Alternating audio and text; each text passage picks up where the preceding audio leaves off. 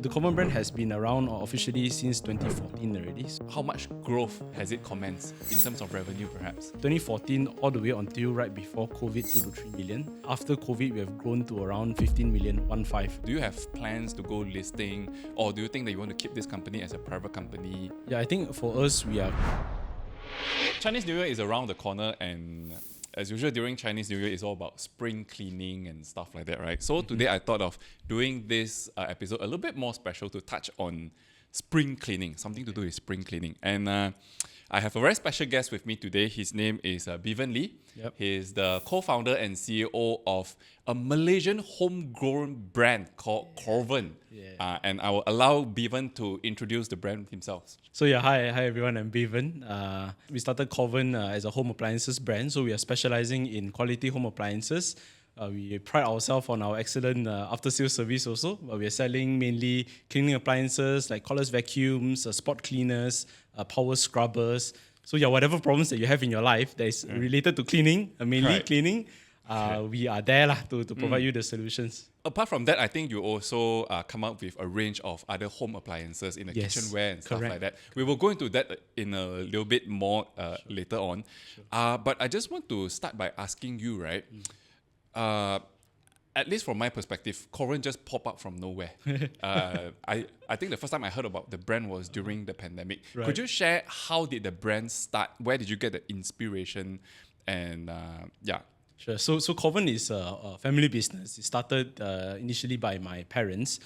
I joined in a bit later as one of the co-founders as well. So my parents that time, dual income family, dual income household, they were starting other businesses also, including home appliances also.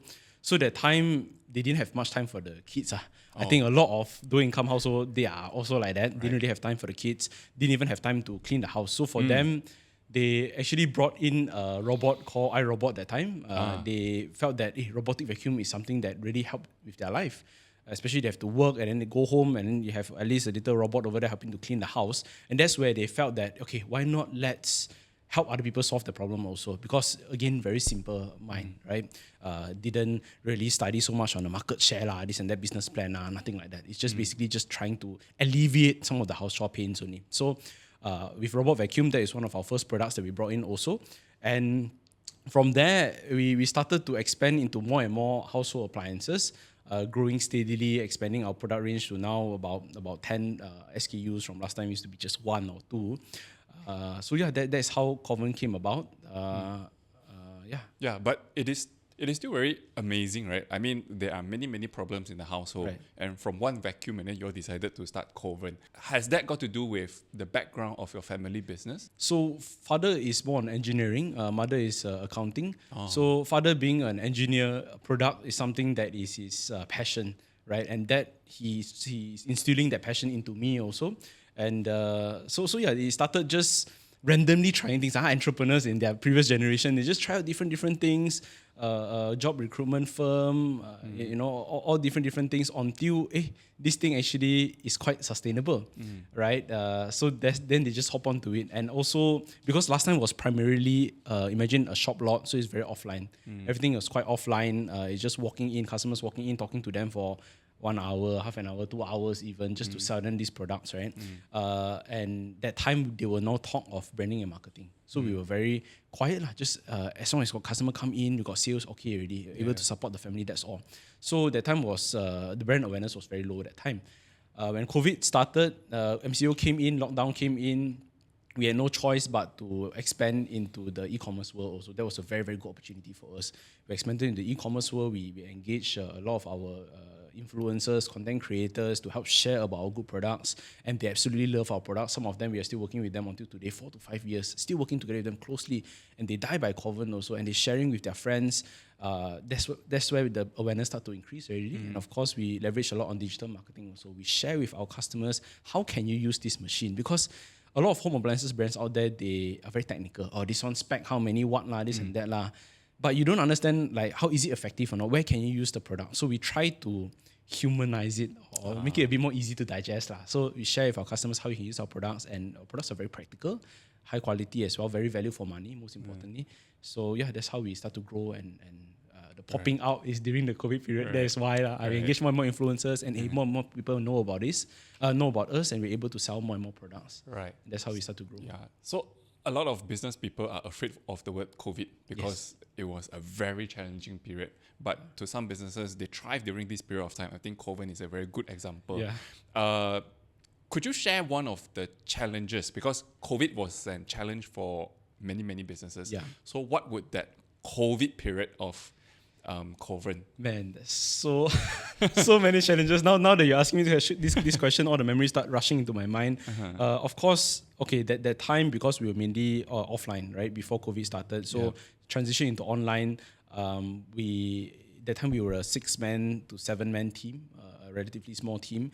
So, of course, in terms of e-commerce, in terms of transitioning to a different transition to online, only I had the most experience in it: digital marketing, online, graphic designing, all these kind of things. So, of course, I had to drive most of the activities.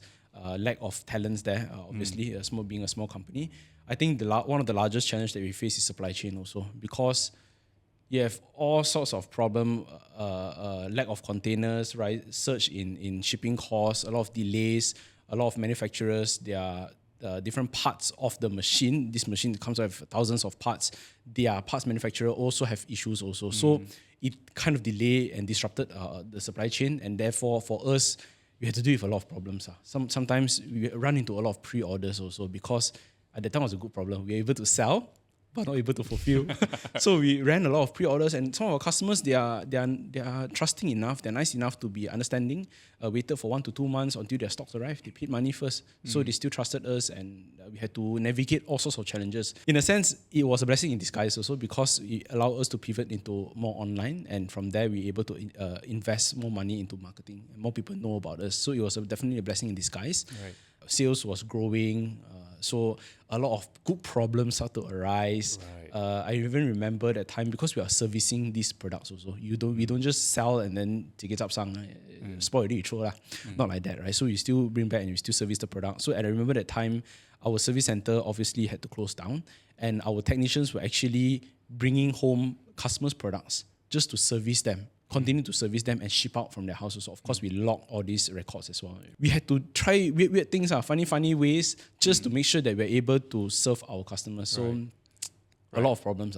A lot of all these problems are actually good problems that help you to grow even better, right? Yeah, even more. Yeah, so because that's fantastic. I think there's somewhat of a divine intervention that help you to grow your business a little bit more. Yeah, you're right. Because stars align also. Because what happened, we are in a cleaning appliances, and COVID time, every household needs a cleaning product, also a cleaning item, because COVID and everything, right? So it came in just right, and people start working more from home. So obviously you want to keep the house clean and tidy. You're literally there 24 hours. So people start to invest more into value for money products also. So that's where we came in.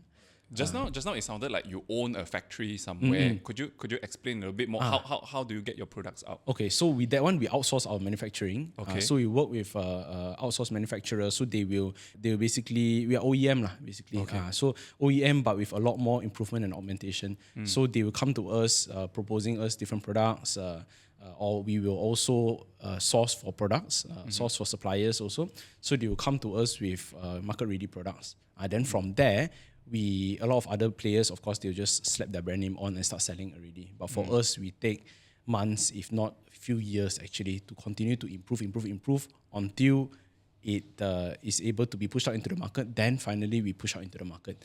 So for us, that is how the arrangement goes. For the benefit of our audience, OEM simply means that there is a bunch of factories. They would have a ready-made design, a ready-made products, and then they will go and pitch to all these brand owners like Corvan and anyone else to say that, hey, would you like to buy my product? And if they like it, then they will just take on those products at a certain amount of quantity, slap their brand on, and then they sell. That is one of the reasons why if you go to the e-commerce platform today, you see there are a lot of different brands of cleaning equipment, but they all look almost the same.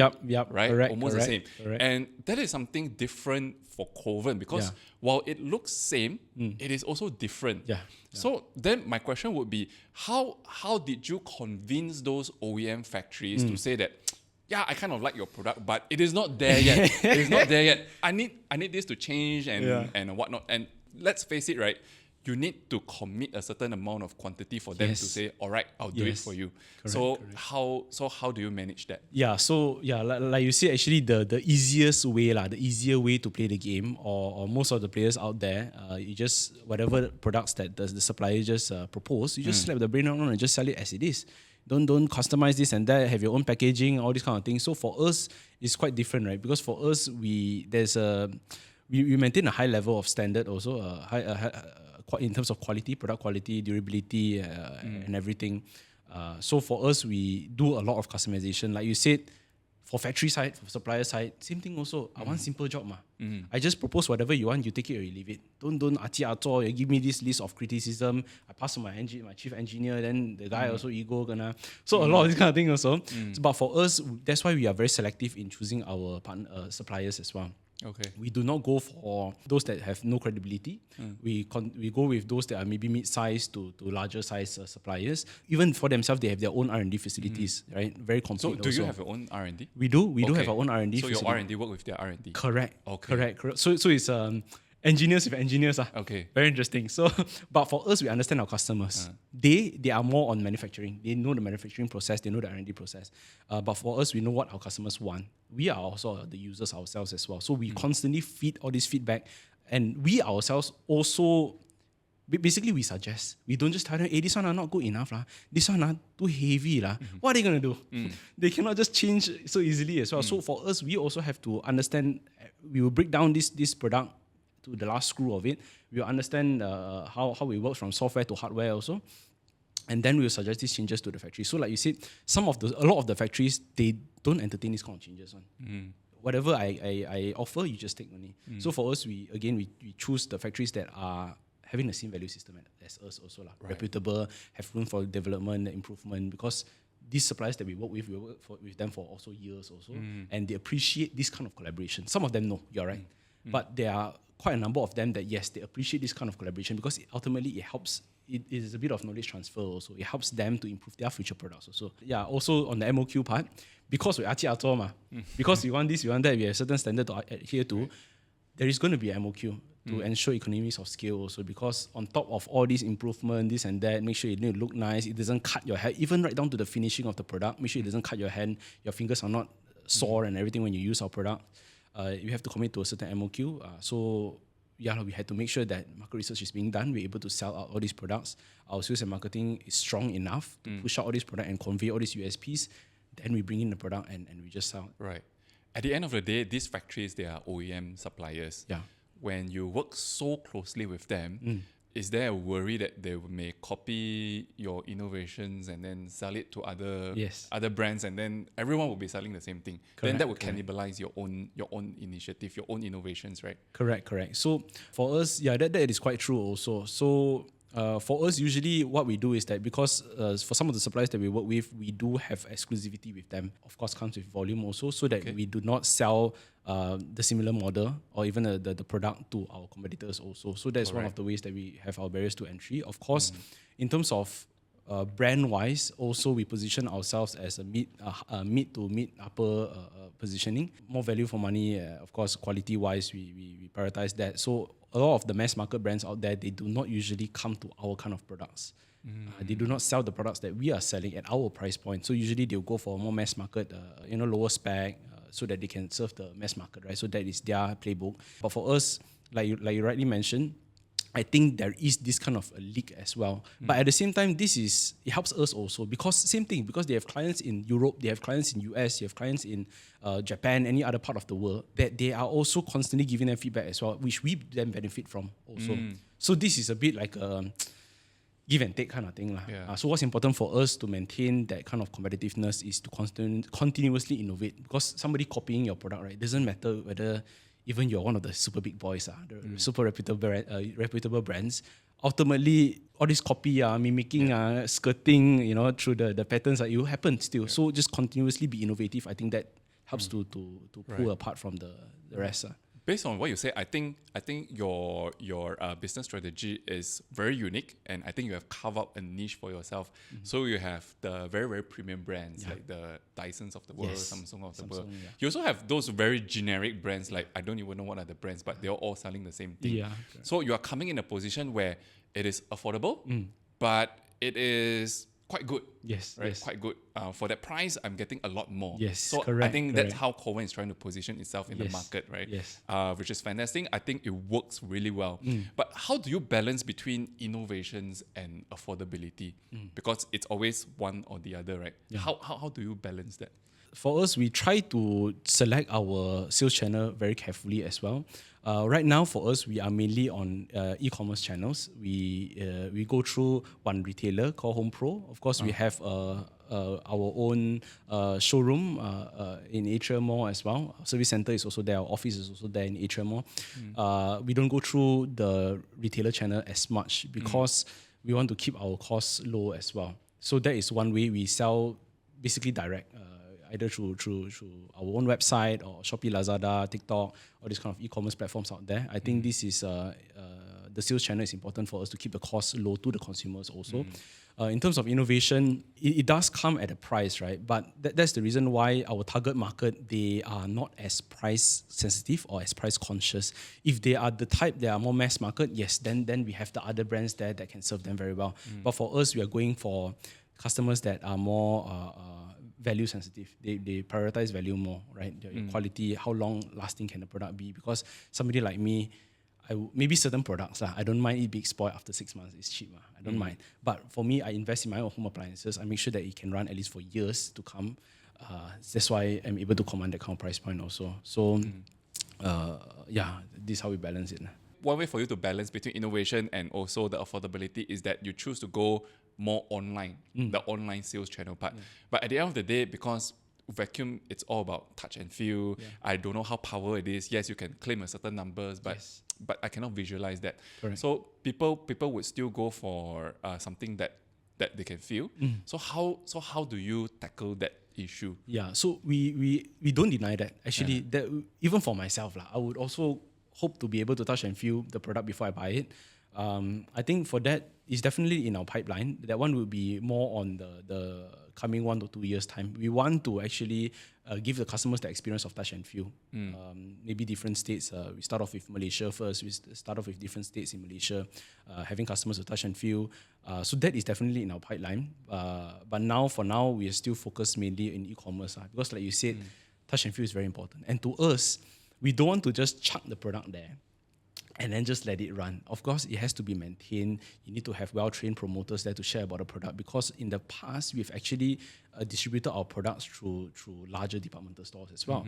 And when those are not being well-managed and well-maintained, your product will be dilapidated, rubbish bin always full, no battery, everything also rosak like that. Then nobody is there to maintain it, and it actually brings the brand image down. And once I see it, that is my first touch point already. Once I see that, no confidence in Corvan, then that's the lasting impression, right? And also getting the right people to promote. So to us, we approach it very carefully, because we have we hold very close. The branding of the Corvan brand is very important to us, making sure that it is a good impression that we're lasting and consistently lasts a good impression. So this one, comes at the second phase when we're ready for it. For sure, we want to enter into it. Okay. One of the benefits of using online sales distribution is that it doesn't limit by geographic constraint, right? So I think right now, most of your sales are coming from Malaysia. Yes. But what's stopping you from going overseas? Very good question. So with Malaysia, so we've for the past few years, we've been focusing a lot on Malaysia. We have been looking out into other countries through e-commerce also. Yeah, like you said, it's quite borderless, right? We're looking out into Southeast Asian countries, even in the US also. We're looking into that through Amazon. But I think the main problem for us is mainly 2 points. I think the first point is, of course, in terms of setting up an entity over there, making sure we adhere to the safety regulations. For example, Singapore is one of very, very strict with their safety mark and everything. So we have to make sure that we are well prepared before we enter into the market. I think that one requires, although it sounds very easy to apply, but it requires a lot of documentation from the supplier, from us, to then be able to sell electrical appliances into Singapore. So that one, we are also handling it already. I think the other main concern now is more on the after-sales service also. Because for us, we pride ourselves on after-sales service in Malaysia, and we believe that if you want to enter into other countries, because other countries already has their Samsungs and Dysons already. So how do we make sure that we're able to differentiate ourselves from the other brands? One of them is through also the after-sales service, so that they have a good experience and we're able to extend their lifetime value. So with other countries, again, getting a good partner or getting a good outsource to work with to make sure that after-sales service is being handled for, I think that is also one of our key criteria when we enter into another market. So we are still venturing into other markets. This year we will be entering into Singapore. Hopefully we're able to enter into Thailand by the third or fourth quarter this year, which I'll see. So yeah, I think Malaysia here still a lot of potential that you can work with, but other countries we are looking at it too. Two issues here. One is the documentation to comply with the country's regulation. Yep. I think that one you cannot avoid lah. You just need to do it. Yep. The other part is you would like to set up a service center in the countries that you want to go to, so that people can have the same level of experience and to uphold that Corvan brand, that we are not just selling things, we are also there so that if anything goes wrong, there is a support there. Yeah. But to do that, it will incur quite a bit of cost, right? Rental costs, staff issues, overhead and all that.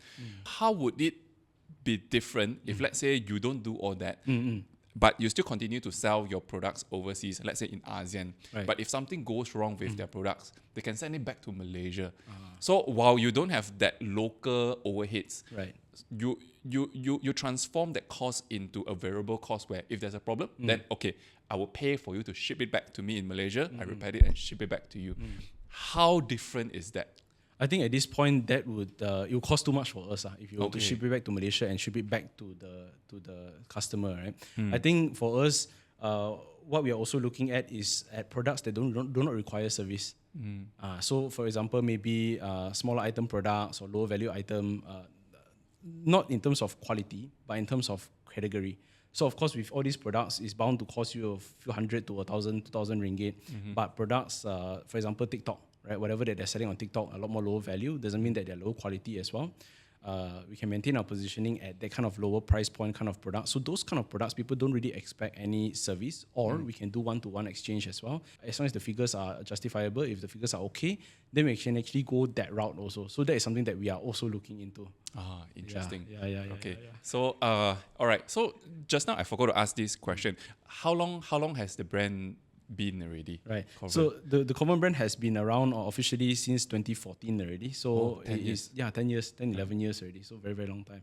Okay. So from 2014 until today, how much growth has it commenced? Yeah, so in terms of revenue, perhaps. Yeah, so from 2014 all the way until right before COVID, we've always been hovering around 2 to 3 million ringgit yearly. Yeah.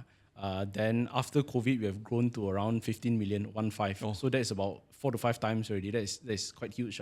And you have been sustaining around 14, 15 million since then until now. Correct. Okay. Yeah, so it's been, let's say it's from 2 to 3, then 3 to 4.2, maybe 4.2 to maybe 6, then 6 to 8. It slowly increase like that. Yeah, actually quite. I mean, for us, right? For small figures, it's actually quite respectable, large. right? Yeah. Okay, so what is the challenge for you to break that 50 million mark and say, okay, I can do 30 million now? What is the thing that you need to change?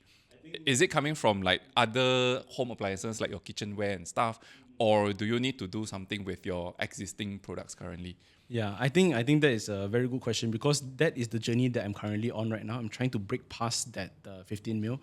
One of which is to do with our talent as well. The kind of talent that we have in the company. I think just now we did touch on the, what do you call it, professionalizing, is it? Institutionalizing business operation. Right. That's what we are currently doing at Finlit. Yeah. So I think getting the right people in, getting experienced people with the right culture, right mindset coming in, a similar culture in, I think that is very important, because all of these actually is able to drive our growth towards to break through that 15 million, right?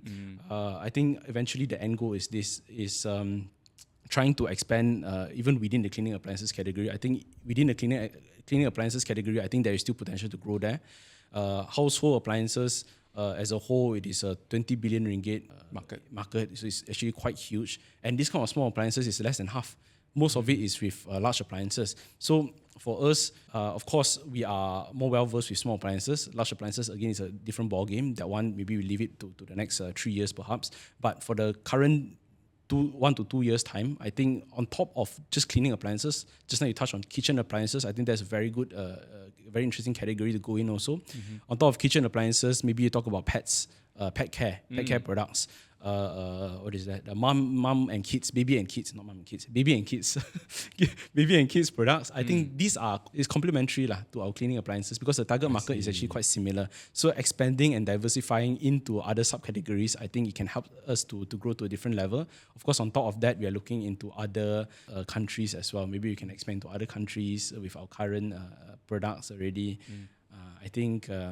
This year itself, we are looking at quite a number of new and exciting products, mainly focused on cleaning, but we are also looking at the categories that I mentioned just now also. So having these stronger teams, good head of departments, letting them build their own team, investing into them, while maintaining, of course, the overhead costs, maintaining the cost of expansion. That is something that we're trying to balance now also. We want to grow fast, but it has to be cautiously also. When do you think you are able to achieve that breakthrough? If you are talking about the 30, I'm looking at between next year. I'm looking at next year already, actually. Okay, so this year is a lot of groundwork that you are laying down, so that next year is the year that you'll try to challenge yourself to break through that 30. So what is the next step after you achieve that 30 million? Do you have plans to go listing, or do you think that you want to continue to keep this company as a private company, just like Dyson, right? So do you have that ultimate plan for the business in general? Yeah, I think for us, we are keeping our options open. Now we have already spoken to a few consultants already, understanding about the IPO process, understand what is being required, what is necessary to build towards that. So for us, now we are already starting to basically be IPO ready, trying to be IPO ready, making sure that our records are kept well, our track record is good, our net and everything is good. So still keeping our options open. Currently, as a private company, do you guys pay dividend to the shareholders, which is your family, right? Yeah, we do pay dividend for the past few years already. Actually, yeah, we do. Okay. So you have been in this business for 10 years already, ma. What do you think is the next trend in terms of home cleaning devices or any other types of home appliances? Yeah, I think the smart home appliances, it is still a thing. Smart home appliances is nothing too new. The whole ecosystem built based on an app, something as simple as an app connected to an app. I don't think it's something too new. But I think with whatever there's going on with 5G development, I think that would actually come in as a huge booster to make this smart home appliances thing a reality. Because so many years already, they're always talking about smart home appliances but it's always 6:30. Always want to go, but then it's always like that. So it's very half-baked, right? But I think in the future, smart home appliances will still be a growing trend. Smart home appliances, not just in the sense of techie, very smart, you can do this, you can do that. Sometimes you don't so mafan, but you just want to keep it simple. So something smart, it can be something like this as well. Plug. It can be something like the X8, whereby it's smart in the sense whereby you don't always have to clean the rubbish bag as well, rubbish bin also. Oh, so how have does it. That work? Yeah, so once you finish cleaning, usually with your other colleagues, your vacuum cleaners, after you finish cleaning, you always have to throw the rubbish manually. Right. Dust will fly everywhere, and then you have to collect all the hair and tangle inside the dustbin. But this fella, once you are done, you just put it back on the stand. Let me just lift it up for those that can't see. Yeah, so this is the vacuum itself, and of course, once you're done with it, you can just place it back on the stand. Then you automatically clear whatever rubbish that's in the dustbin into a dust bag. So in the sense whereby you don't have to have a lot of human intervention as well. Right. So I think people talk about smart, sometimes we don't want to overcomplicate it also. Right. Yeah. Let me just share what I would like to see in the vacuum, so perhaps you can bring it back to your R&D team and feedback. whatnot, right? The one of the pain point currently is the battery life. You one charge you can use for like 45 minutes, for example, right? What if you can apply something that has been used on EV cars, for example? When you brake, they would regen, and then store battery back into the pack, right? Okay. Is that something that can be done on a vacuum cleaner? That would be something exciting to look at. I think that's interesting also because especially when you live in a larger house, you need to clean a few floors at once, you need it to be longer, right? I think The regen thing is quite interesting. I don't think it is able to do it now, but I think on the objective of expanding the life cycle, I think that is very interesting. I think that is something that we can continue to look into as well. In terms of sales, do your products have a seasonality? Yes, there is. So for us, because we are serving most of them, largely the Malay market actually. Chinese market we still serve, but largely the Malay market. So for us, CNY Raya is always a very, very good festive season. It's always a very good sales season because of all the festivities that's going around. Of course, people need to clean their houses as well. They need to prepare for the festive season. So these are always very good months for us. First quarter, of course, spilling into the second quarter also. For some reason, August month is doing very well for us also, August month. I don't know whether it's because of Merdeka or something like that. Because being a local brand, right, I imagine maybe that is possibly it as well. That's why we try to share to our audiences that, hey, we're actually a local brand. You can count on us. We understand you. We're here to stay. And of course, your 11/11 and 12/12 is always been going very well for us. End of year sales, it's always going well for us. Yeah, you have also been on Peter's channel on Mr. Money TV. Yeah. I think you guys talk a lot about the personal side of the business. What are the challenges you have faced and all that, right? So for those who are interested to find out more about Corvan and also Bevan on a personal level, so do check it out on Mr. Money TV channel. Yep.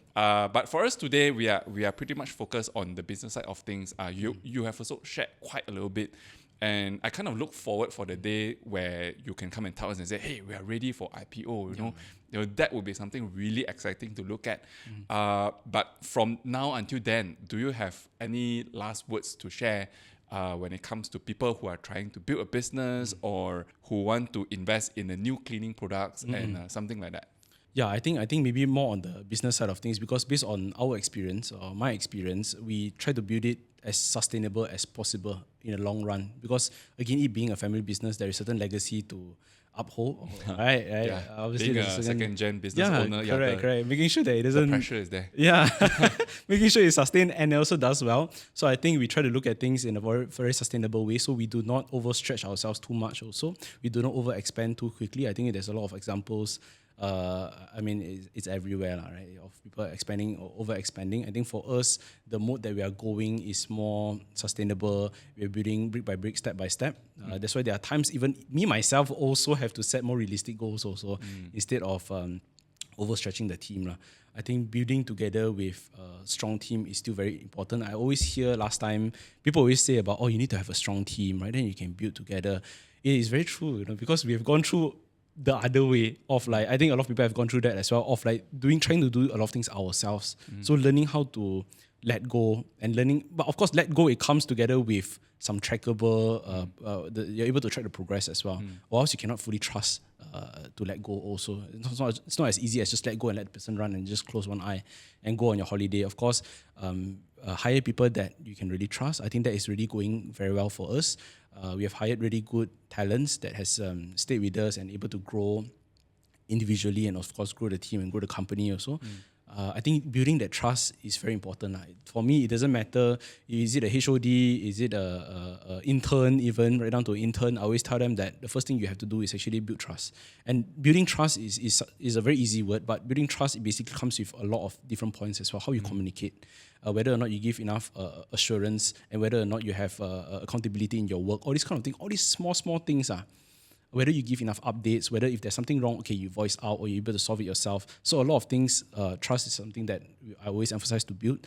Then once the trust is being built, okay, then more autonomy can be given, more space and more room to grow can be given as well, more opportunities can be given as well. So I think building a team is very important for us. And basically, trying to uphold what your brand stands for is something that is very important. Always easier said than done. Correct. For us, you can imagine, it's simple. Corvan said that after sales service, you just build your service center, you just hire a few people, then let it run. But in actual fact, it doesn't happen. Sometimes you have a lot of problems, you have a lot of variables. It can be because of people leaving, it can be because of certain parts are not available. That's why your service is being disrupted. But I think it's all about navigating all these things. I think it's normal. I think sharing about these challenges, I think a lot of business owners out there also, it's good to connect with each other, to share what pain each other are facing, so that you understand that it is actually quite normal. You just have to learn to adapt, learn to fix certain things as you go, and Just hold on to whatever you believe in. Certain times it may drop a little bit, but it's okay. You're still trying to bring it back up rather than you have no principles, you have no morals, and you just fly by night. I think I always believe in sustainable businesses. Just from what you just shared with us, I think the brand Corvan can go very, very far. All you need to do is just to uphold that spirit that we must follow through and reach the North Star one day. Yes. So I really look forward to catch up with you one day, perhaps 2 years from now, when you manage to break through that 30 million. Then let's have a coffee, have a conversation to discuss what are the challenges for you to achieve that 30 million. Hopefully this year. Hopefully this year. Then we can talk about it as well. Right. Now, in the meantime, if you guys want to upgrade your cleaning devices or you want to explore Corvan products and whatnot, you can always go and check out their website or any other e-commerce platform that you're used to do your shopping. Yep. Right. So thanks, Bevan. Thanks for your time today. Thank you. Looking forward to our next conversation in the future. Sure. Me too. Right.